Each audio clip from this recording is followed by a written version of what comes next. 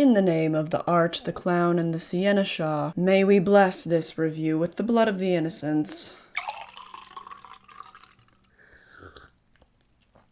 Oh, I'm just kidding. This is a Cabernet Sauvignon. Just trying to keep up appearances as the Antichrist, of course. If we haven't met before, yes, that is one of my many identities, but my name is Kylie, and of course here I go by Haunted Hippie. If you're into the occult thing, though, then you can totally join us by clicking subscribe. Also click the like button and the notification bell, that way you never miss the next video. I talk about all things horror here on this channel, and today we're talking about one of the most hotly anticipated horror movies of the entire year, Terrifier 3. I think this is gonna stain my teeth. Okay, cute. If somehow you're new to the world of Terrifier, well then welcome. So good to have you. I want to talk about my own personal history with the franchise, and then talk about my expectations going into the new movie, then getting into all my spoiler-free thoughts, and finally, of course, I'll be getting into all the spoilers and all my favorite new kills. Don't worry, there will be a spoiler warning when the time comes, but let's start with the original Terrifier. I first saw this movie, I think when I was a teenager. It came out when I was 17 years old, and I've always liked it. I've never thought that it was a fantastic film, but David Howard Thornton really just captured my soul with his work. But that movie really has like no plot going on. It has two likable characters, I would say. I love Tara, Jenna Cannell. She's an indie horror darling. She is also in one of my favorites, The Bye Bye Man. Do not even think about disparaging that movie on this channel, by the way. You are allowed to refer to it as the Pee Pee Poo Poo Man, though. I do find that funny. Love her in that movie. But I always thought that the second half of the movie kind of left something to be desired. I loved the Halloween feel of the first half, these girls walking around after partying in their Halloween costumes, but then the lack of plot, it does get a little bit grating, and even though the movie is pretty short, feels kind of long. And then they made Terrifier 2 an hour longer than the first one. I'll be so honest, I've now watched Terrifier 2 twice, and I still don't remember a lot of what happens in the second half of the movie. I did a watch along with my audience of the first two movies before I went to go see Terrifier 3, and that was really fun. When we watched Terrifier 2, I got pretty drunk, allegedly. So I had a lot of fun watching with you guys, but I ended up not liking the second movie as much as the first one, because despite the fact that there are better characters, I just thought that a lot of the runtime was quite bumbling. I found myself asking, hey, you know, what are we doing here? Quite a few times. And then a lot of the lore, I just thought they kind of threw a lot at us, and not a lot of it was very connected. At the time, I just couldn't understand that. That may have changed after my viewing of the third movie, but you'll just have to wait. So I actually was pretty excited going into Terrifier 3, because even though I enjoyed the second movie a little bit less, I couldn't deny that quality-wise, it definitely was a step up from the first movie, and also there was even more gore, and I can't lie, that is a draw for me.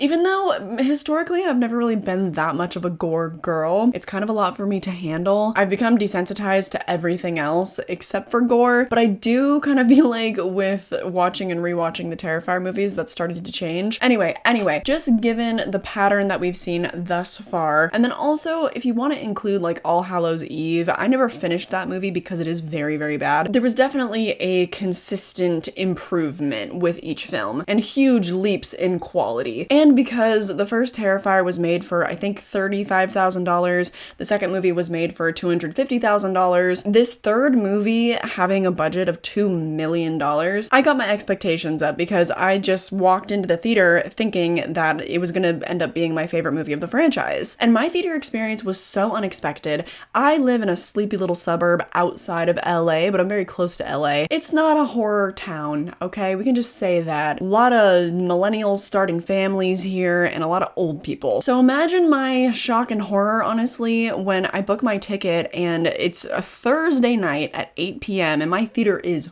full. It felt like some kind of special event. Like, I rolled up to the theater and I could just tell that everybody else showing up at the same time was also there for Terrifier. It felt so insane and special. And I was like, is this the closest I'm ever gonna get to going to one of the OG Friday the 13th premieres? I originally was gonna be sat closer to the middle of the auditorium, but then when I took a look again at all the tickets that had been booked for my showtime, there were strangers on either side of me, like directly next to me, and I was like, oh no. I I don't do that. Part of the reason why I love the fact that this is my job, because I love movies so much, is that I usually go to the cinema during the middle of the day when there's like nobody there. Strangers in close proximity makes me nervous. It make me nervous. So I ended up booking a ticket that was in the second row from the screen. That was real close. I was looking up, luckily the seats reclined, so I was looking up at like, Art doing his thing. All the blood and guts were very up close and personal. So overall, great theater experience, except there was this one guy in my row that kept falling asleep, and maybe he had sleep apnea because he kept falling asleep and would start snoring, and eventually he did leave. Yes, I don't think it was because the gore was particularly too much. I just think he was a sleepy boy. Also, several people got up and left during my screening, and I was like, oh wow, the stories are true. But then most of them, like 4 people left during the screening, and at least 2 of those people came back with popcorn. The streets were saying that this movie was so violent and gory that people were like throwing up and having to walk out 10 minutes in. I just don't know if I believe that, babes, but a few people did leave my screening. People also were kind of quietly reacting to things. I thought because my theater was so full that it would be a little bit more ruckus and a little bit more fun, but everyone was surprisingly respectful. I mean, I don't know, maybe somebody was being loud and annoying, but I just didn't hear it because I was way up in the front. Do I kind of wish that it was a little bit more ruckus now? Yeah, a little bit, because I wasn't directly next to anybody, and that might have made it a little bit more fun, but there definitely were some crowd reactions going on. Unfortunately, I was one of the only people laughing though. I laughed so much during this movie. Let's get into my spoiler-free thoughts. This is the best of the franchise, okay? There's no question. There's no doubt. This movie ripped straight into my butt crack, okay? And it left a real impression there. Let's maybe start with kind of my comparisons to the first 2 films. First of all, not like the strongest plot, but I didn't miss it. This time around, I was like, you know what? I actually don't need it. You know why? Do you know why? Because the character work was so phenomenal. Oh my god, I don't know why I am failing to kind of remember the acting capabilities of Lauren Lavera from Terrifier 2. I just rewatched it, but I was, well, I'm sure that there was an improvement between Terrifier 2 and Terrifier 3 because, obviously the character comes back and she's been through a lot of trauma and they really heavily explore that. And this poor girl, Lauren Lavera was having to cry for at least half of the shoots on this movie, and she was doing the damn thing and she was so believable and she just brings so much heart to the role. Sienna Shaw really is a big sister to a lot of us. So that's why I didn't miss the plot, because I thought that this was such a phenomenal character study. And I'm not just saying that. I'm not just saying that in terms of for slasher standards, for the standards of this franchise. Maybe a little bit. There's a little bit of bias there. Okay, I'm not gonna deny that. But just in general, overall, phenomenal performance. I think really great writing with her character specifically. And also, they brought in a lot more talent, a lot more acting talent, and I found that it was just a step up all around. There were even some familiar faces that would pop up during some of Art's side quests. The people that he racked up in his body count, these really small character parts, I even thought that they were all great. So overall, it just was a much more enjoyable cinematic experience. I think because in Terrifier 2, a lot of it feels kind of just like hanging out, and that does feel very much in the tradition of Friday the 13th, and none of those movies have an engaging plot, but with a lot of the Friday the 13th movies, particularly with part 4, it's a good hang. The characters aren't even particularly strong, they just feel very real. I love a good hangout movie. I love a good slice of life movie. And so Terrifier 2 had that going for it, but I just, even on my second viewing, was never super interested in any of the characters. Sienna was cool. She was a cool girl, but that kind of was the only thing I was grasping onto. So then by the 3rd act, when I was slightly blitzed, I just had not developed enough of an attachment to be paying close attention. And then also everything that was just very suggestive but not fleshed out about the lore just left me confused, and I definitely just was wanting for more. Terrifier 3, I feel does a really great job at not only tying up all of those loose threads, but also opening up really interesting new ones for part 4. The lore development and storytelling was phenomenal. And the really interesting thing about the Terrifier movies, one of the biggest contrasts to Friday the 13th, is that rather than feeling like a slasher series where each story is, maybe there's a little bit of continuity from some of those movies, but they feel, pretty disconnected. They all tend to work as standalone films. The Terrifier movies, as it turns out, an intention that I did not understand with the second film that I've really achieved clarity on now, is that they really feel more like a mini-series. Something that HBO would crank out as like a 10-episode, 8-episode limited series, with each movie setting up a huge point of interest to explore in the next film. Friday the 13th could never, I'm afraid. I mean, Vinny DeSanti, he achieves some of that with his Never Hike Alone series. If you're not aware of the fan-made Friday the 13th films, Never Hike Alone, they're free to watch here on YouTube, and they're great. Totally recommend. That's the closest that franchise has ever gotten, though, I think. So I think that what I used to say was that my favorite moments of the Terrifier movies used to always be whenever Art the Clown was on screen, because there just wasn't much else for me to latch on to. Love David Howard Thornton. I will be repetitive about that because whatever I can. This is my channel. I can say whatever I want. But now I feel an equal connection to the other stuff that's going on. However, though, they even stepped up Art's little side quests as well. I call them side quests because until our heroine meets up with our villain, he is just bumbling about town being a little terror, as he does. And yes, the gore I do think actually was stepped up from Terrifier 2. That was either a point of the marketing or I don't know, it was part of the buzz that was going around. People were saying, oh, if you thought Terrifier 2 was gory, you've seen nothing yet. And I was like, okay. I mean, the Terrifier movies are already the goriest movies I've ever seen. I still think the most shocking moment from the first two movies is in the original Terrifier movie. Yes, there is that excruciatingly long and very gory scene in Terrifier 2, but for me, it's the split from the original Terrifier. You know what I'm talking about. Lo and behold, though, I do think that Terrifier 3 absolutely stepped it up. By far, my favorite gore and my favorite kills of the entire franchise. Art also plays with some very new toys. I thought that it was a lot more imaginative than it was in Terrifier 2. I also thought that for David Howard Thornton, like maybe he would run out of his bag of tricks concerning all the facial expressions he can make. And yeah, we don't see a ton that's new there, but the way that he interacts with people, it's a little bit different. We get to see some new things. Generally, we're seeing all the same expressions over and over, but for me, like Art the Clown smiling, that's my favorite thing to see. That makes my whole day. Light of my life, that little menace,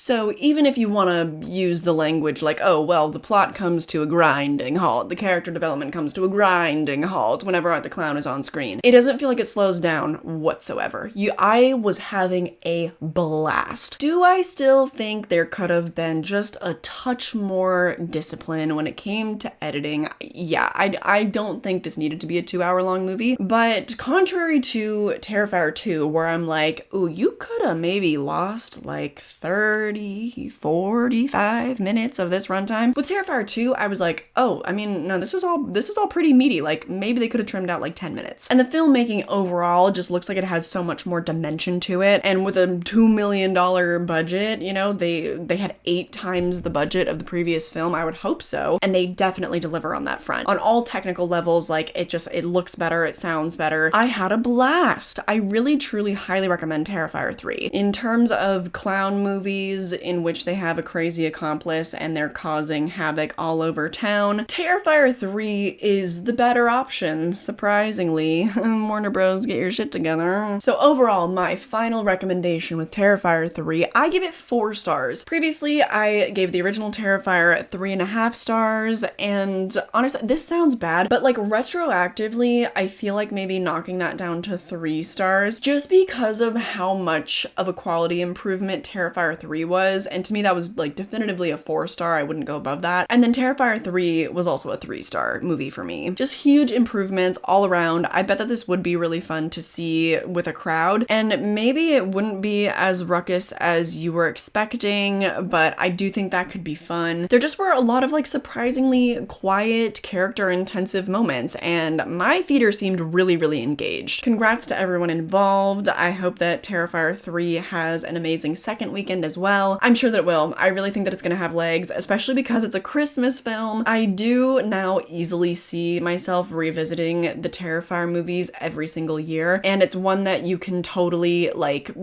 pace out. You start with Terrifier 1 and 2 in October, then you watch Terrifier 3 in November, summer, and then I don't know, maybe he's gonna make it a year-round thing. Maybe the next Terrifier movie is gonna take place on Easter, and I sure hope so, because why are there like no Easter slashers? There's so many random holidays that like we need them filled in, okay? Also for Valentine's Day, I would love to see Art the Clown fuck up a Valentine's Day. Yes, I would! Go out and see it. I promise that I will be sitting right here waiting for you when you get back to talk about spoilers. But it is time to get into spoilers now. And I'm not gonna go through like the whole thing because there's not like a ton of plot. I don't feel like doing a plot breakdown. Just gonna talk about some of my favorite points of the lore and then of course get into all my favorite kills. In terms of lore, I love the arc that we go through uncovering more about Sienna's character. All of that made Terrifier 2 make so much more sense, and honestly I think that retroactively now when I go back to rewatch Terrifier 2, I'm gonna appreciate it so much more because I will now be aware of all of the connections to the story in part 3. Hoping that my score for that one is just gonna keep going up and up.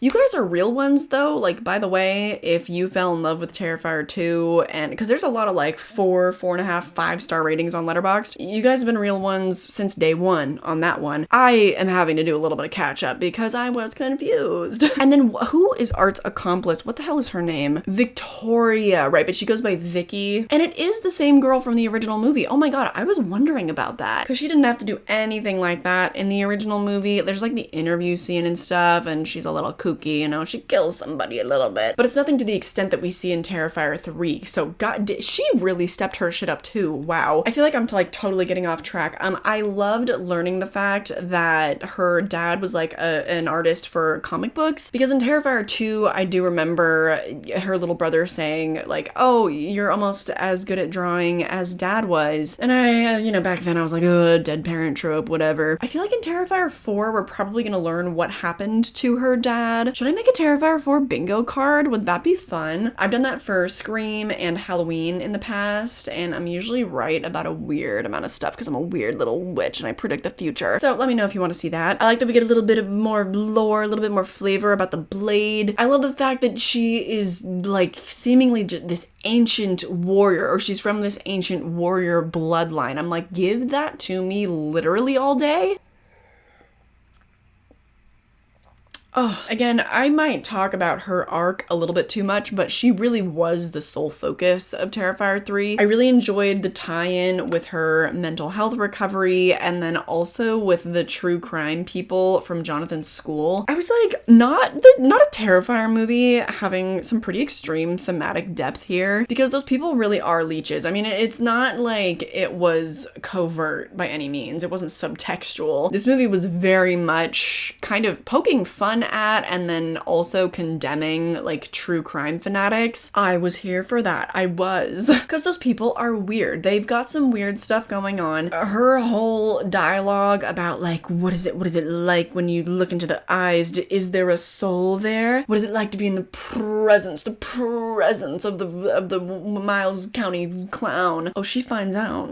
She finds out. We'll talk about that later. Oh, but that also, tangent, that was one of Art's funniest moments too, as well. Because she compares him to somebody, to some other killer, and I think she says that he's better. And David Howard Thornton, he's like, me, you know, which also confirms that Art the Clown speaks English. He's not just like a mindless weirdo having fun. He's listening to our conversations. He's aware, like he knows what's going on. So not only was that hilarious, but I also just like I found that interesting. It was an interesting development. I'm sure that that's actually been alluded to before, but I don't know that we've ever seen it so explicitly, or not that I could remember. The memory does fail me sometimes. The last thing about Sienna is that I also enjoy that honestly, there wasn't like that much of an arc. It wasn't like she ever came to terms with and was overcoming her trauma. There's a moment where she's like sitting at the table and she's with her aunt and she's like, you know what, I am fine. Because then pretty shortly after that, the girl's not fine. But that kind of made it feel a little bit more real. It felt a little bit more like a true portrait of trauma because she goes through it. By the end of this movie, she is still going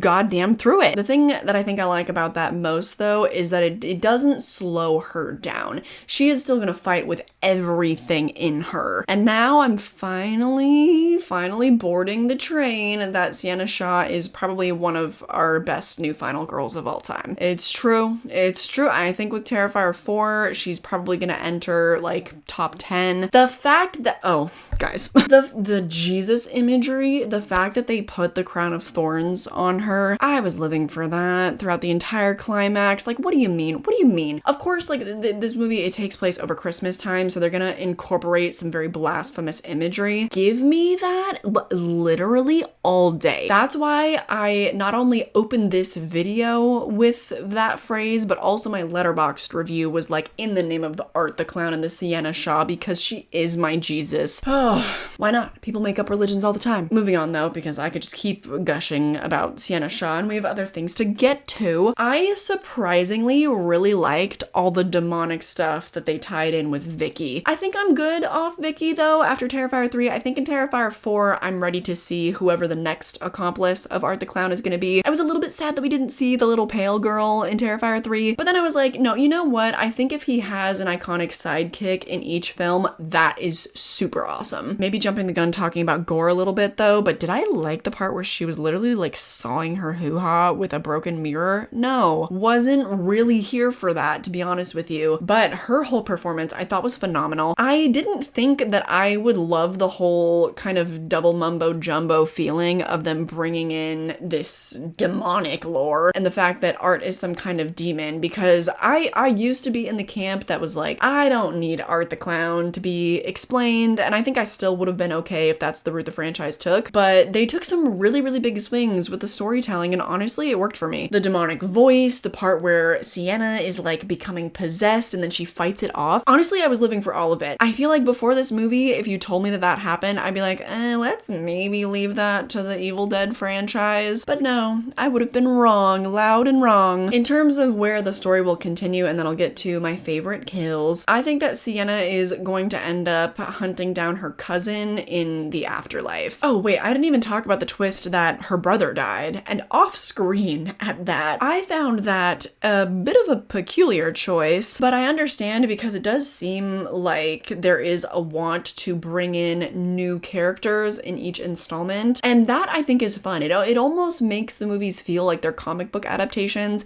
and it's the many adventures of Art the Clown and Sienna Shaw. So I'm honestly okay with that, but eventually she is gonna run out of family members for him to kill. Oh, that poor girl is gonna be even more messed up in the next movie. I did not think really for a second that that was Gabby's skull, but then I also didn't put it together that it was gonna be her brother. I thought that at some point her brother was gonna come crashing in and they, you know, were gonna fight him together. Not the case, babes, not the case. Will there potentially be a plot reveal that he's alive in the next movie? I don't really think so. That was an interesting twist. I'm still not quite sure how I feel about it. But yes, anyway, I do think that the next movie is gonna follow her going to that hellscape, which I believe is must be where she went when she died in Terrifier 2. Yes, right? So Sienna's probably gonna have to die in some way again, or otherwise venture into that realm and bring her cousin back. I don't know, I'm just assuming we haven't seen the last of Gabby because the whole movie was spent developing her relationship with Sienna, and she did not have a violently gory death, you know? She made it out of there in one piece. I mean, she died, but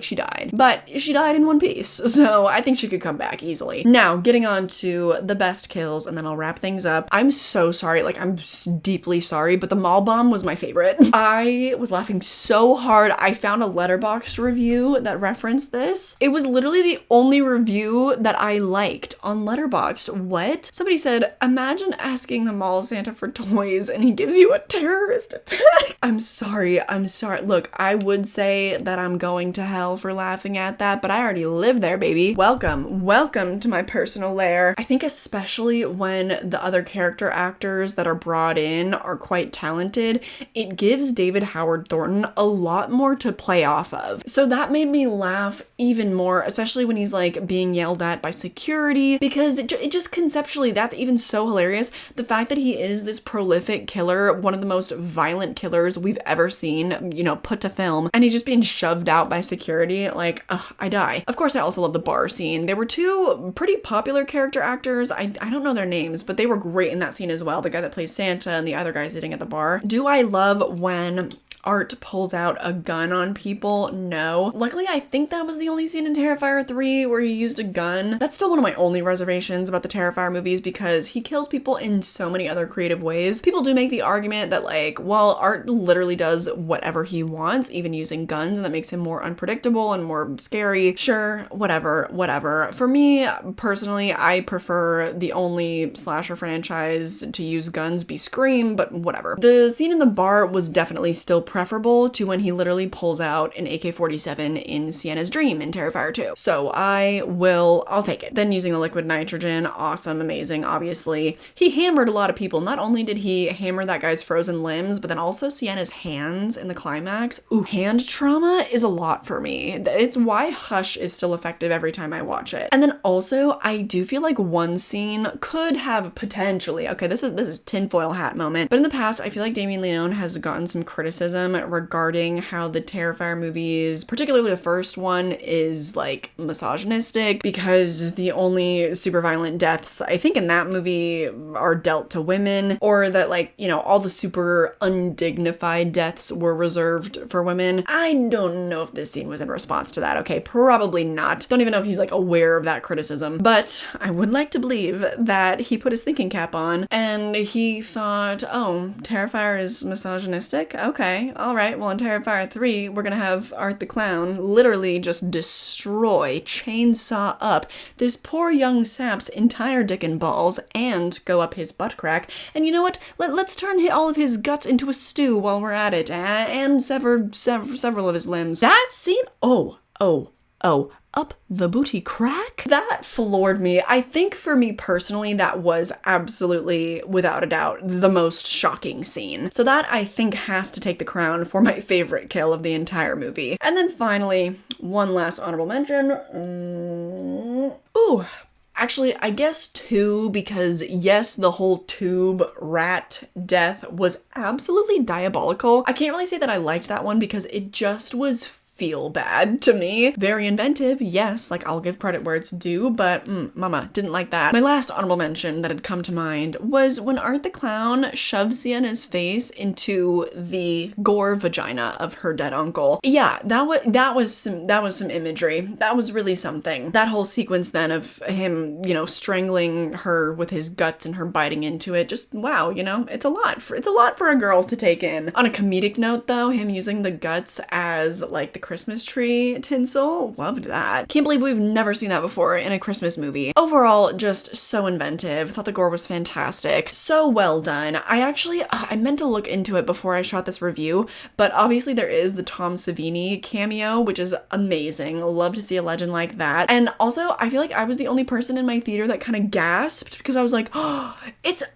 But literally nobody else reacted in my theater. Sad when a horror legend goes unrecognized, okay? It's not acceptable. But I meant to look into whether or not he was involved with any of the practical effects or not. I'm inclined to believe that Leone still does most of those himself. Also, oh my god, am I pronouncing that incorrectly? I don't know.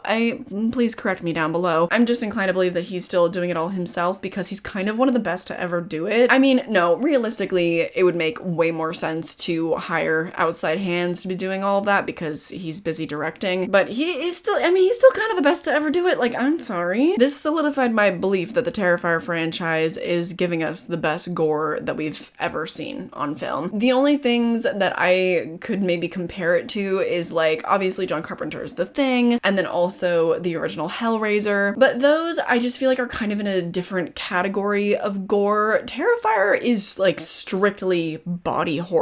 Whereas with The Thing, that's a lot of creature design, a lot of creature stuff going on. With Hellraiser, it's kind of some otherworldly demonic stuff going on. Well, I guess Art the Clown is technically also that. But you know what I mean. You know what I mean? If you can see the difference. Oh, I had a blast. I had a great time. If you made it through the spoiler section, I'm assuming that you also watched the movie, so definitely let me know all your thoughts down below. What was your favorite kill? Am I forgetting something crucial? Am I forgetting one of the best moments? I could be. I very well could be. So let me know down below. If you want to see more horror movie reviews, I've got a whole big playlist on this channel. I recently reviewed The Substance a few months ago. Of course, I reviewed Alien Romulus. course, movies like that always get dedicated reviews on this channel. But there's lots of different types of content on this channel and on my second channel as well. That's where I vlog my spooky outings, I post travel content, and also I talk a lot about physical media. So if you're a fellow collector, then definitely check that out. I also have a Patreon, and there is weekly bonus content over there depending on which tier you subscribe to. So check that out. Check out my social media. That's also linked down below. But more than anything, I just hope that you enjoyed this video, and I hope I catch you in the next one. Bye!